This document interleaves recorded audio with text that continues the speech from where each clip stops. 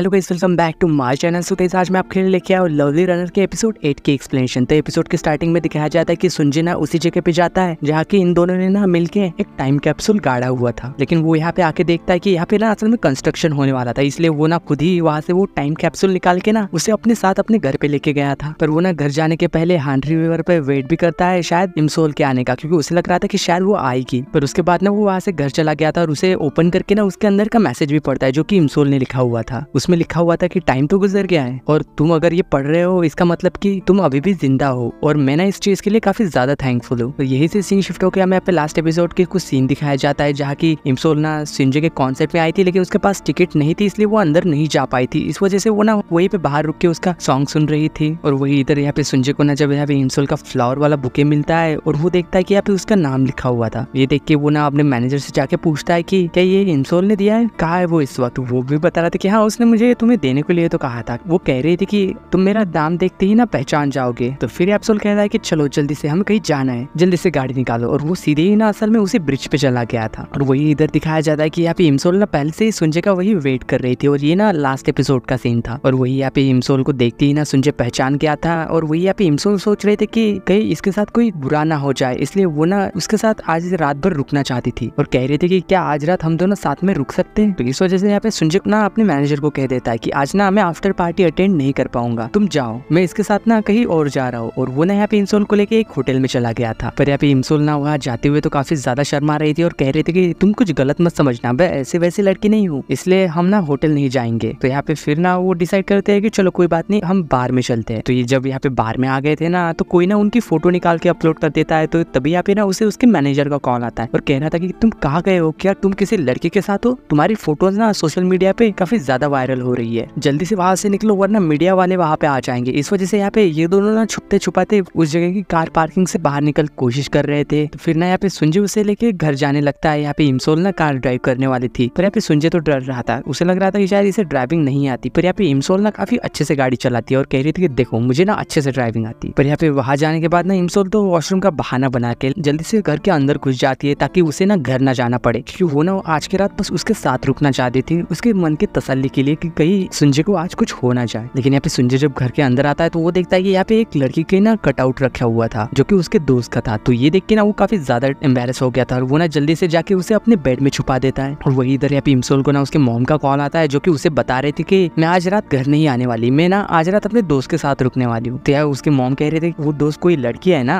तो वो भी कह रही थी कि हाँ। और वही ये सारी चीजें ना असल में बाहर से सुंजे भी सुन रहा था और ये देख के ना वो तो काफी ज्यादा चौंक गया था और वो ना अपने मन में कुछ गलत सोचने लग जाता है शायद। और साथ ही में खुश भी हो रहा था कि आज ना ये उसके साथ रुकने वाली है। तो वो जब ना वॉशरूम से बाहर आती है तो सोचती है कि हम करेंगे क्या, वैसे काफी ज्यादा बोर हो जाएगा। तो वो ऐसे ही कहने लग जाती है चलो कोई बात नहीं, तुम मुझे अपना घर दिखा दो। तो ऐसे ही पूरा घर देखते हुए ना वहाँ की चीजें देखते हुए वो ना काफी ज्यादा अजीब अजीब से रिएक्शन दे रही थी, जैसे कि वो ना ऐसी चीजें पहली बार देख रही थी अपनी पूरी जिंदगी में। ये सब देख के ना यहाँ पे सुंजे भी काफी ज्यादा हैरान हो रहा था कि इसे क्या हो गया। फिर यहाँ पे इन दोनों को जब भूख लगने लग जाती है, लेकिन वो यहाँ पे सुंजे के दिमाग में तो कुछ और ही चल रहा था कि ये आज ना मेरे साथ रुकना क्यों चाहती है, कहीं ये मुझे पसंद तो नहीं करती अब भी। तो फिर यहाँ पे सुंजे ना खुद ही जाके उसके लिए रैमेन बना के लेके आता है। यहाँ पे इमसोल ना काफी जल्दबाजी में उसे खाती है। यहाँ पे वो कह रहा था कि मैं नहीं खाऊंगा क्योंकि मैं ना डाइट पे हूँ। तो वो भी सोच रही थी कि हाँ तुम तो सेलिब्रिटी हो ना, तुम्हें तो काफी ज्यादा स्ट्रिक्ट डाइट पे रहना पड़ता होगा। तो इसी दौरान यहाँ पे इमसोल ना उसके आसपास कुछ दवाइयाँ देखती है तो उससे कह रही थी कि क्या तुम्हें डिप्रेशन है, क्या तुम ये दवाई उसी लिए लेते हो। लेकिन वो कह रहा था कि नहीं, ये प्रोटीन और विटामिन की कैप्सूल है, मैं डिप्रेशन में नहीं हूँ। और वो ना फिर उससे ये भी पूछ लेता है कि तुम्हारा असली रीजन क्या है यहाँ पे रुकने का, मुझे सच जानना है। तो इमसोल भी कह रही थी कि मैंने ना आज पूरा सपना देखा था। तो सुंजे ना वो पिछली वाली बात याद करता है और उससे कह रहा था कि अच्छा तो तुमने सपने में देखा होगा कि मैं ना मर गया, तुम हमेशा ही मेरे बारे में ऐसे ही सपने क्यों देखती हो, तुम आज भी ना बिल्कुल भी नहीं बदली, तुम वैसे की वैसे ही हो। तो यहाँ उसके ऐसी बातें सुन के ना इमसोल तो काफी ज्यादा नर्वस हो रही थी और वो ना जैसी जल्दबाजी में वहाँ से उठने लगती है तो वो पूरा रैमेन का सूप ना उसके ऊपर गिर गया था। तो इसलिए यहाँ पे फिर ना सुंजे उसे अपने कपड़े देता है चेंज करने के लिए, कह रहा था कि ये साइज में तो बहुत बड़ा है लेकिन फिर भी तुम इसे ही पहन लो। और साथ ही में कह रहा था कि तुम जाके मेरे बेडरूम में चेंज कर लो, मैं बाहर रुकता हूँ। और इसी दौरान ना फिर जब उसे याद आता है कि उसने उस लड़की का कटआउट वाला फोटो ना उसके बेडरूम में ही रखा हुआ था, इसलिए वो ना डरते हुए जल्दबाजी में उसके पास जाके उससे कह रहा था कि क्या तुम्हारा हो गया। वो भी कह रही थी कि हाँ। तो फिर ना वो जल्दी से अपने कमरे में जाके ना उस लड़के के कटआउट ना जल्दी से बेड में छुपा देता है ताकि इमसोल ना उसे ना देख पाए और उसके बारे में कुछ गलत ना सोचने लग जाए कि ये कैसा लड़का है। लेकिन इसी दौरान ना इमसोल ने भी उसे ऐसा करते हुए देख लिया था और उसे कह रही थी कि अच्छा तो तुम्हारे पास ये सारी चीजें भी है, तुम ये सारी चीजें भी रखते हो अपने साथ। लेकिन नहीं, वो तो यहाँ पे गुस्सा हो गया था और कह रहा था कि नहीं ये मेरा नहीं है, ये मेरे दोस्त का है। लेकिन वो कह रहे थे कि पर तुम तो यहाँ पे इस घर में अकेले रहते हो ना। अरे कोई बात नहीं, ठीक है, अच्छा वैसे भी ये तुम्हारी पर्सनल स्पेस है, किसी को क्या ही फर्क पड़ता है। लेकिन फिर भी यहाँ पे संजय तो उसे समझाने की कोशिश कर रहा था और इसी चक्कर में ना ये दोनों काफी ज्यादा करीब आ जाते हैं और बेड पे गिर जाते हैं और ऐसे ही एक दूसरे को देख रहे थे। और इसी दौरान ना फिर यहाँ पे संजय का दोस्त भी वहाँ आ जाता है, जो कि उन दोनों को ना ऐसे बेड में देख लेता है साथ में और कह रहा था कि अच्छा तो तुम यहाँ पे एक लड़की के साथ हो, तुमने ये बात मुझे बताई नहीं। लेकिन संजय ना जल्दी जाके उठ के ना दरवाजा बंद कर देता है और इमसोल को ना यहाँ पे कबर्ड के अंदर छुपा दिया था। तो उसका दोस्त जब अंदर आता है तो वो ना उसे बताया था कि नहीं ये तुम्हारा ही फोटो था, तुम्हारे उस लड़की के कटआउट वाला, मैं उसी के साथ था, यहाँ और दूसरी कोई लड़की नहीं है। पर वो तो कह रहा था कि नहीं मैंने देखा था तुम किसी और लड़की के साथ थे, मैंने सुना था कि तुम ना इमसोल के साथ यहाँ आए थे। लेकिन वो ना यहाँ पे उसका मुंह बंद कर रहा था और कह रहा था कि नहीं ऐसा कुछ भी नहीं है। लेकिन उसका दोस्त कह रहा था कि अरे छोड़ो ना इमसोल को, तुम्हारे पीछे ना कई सुंदर सुंदर लड़कियां पड़ी है, उस इमसोल में क्या रखा है। और साथ ही में ना उसे वो बात भी याद दिलाता है कि कैसे तुम ड्रिंक करके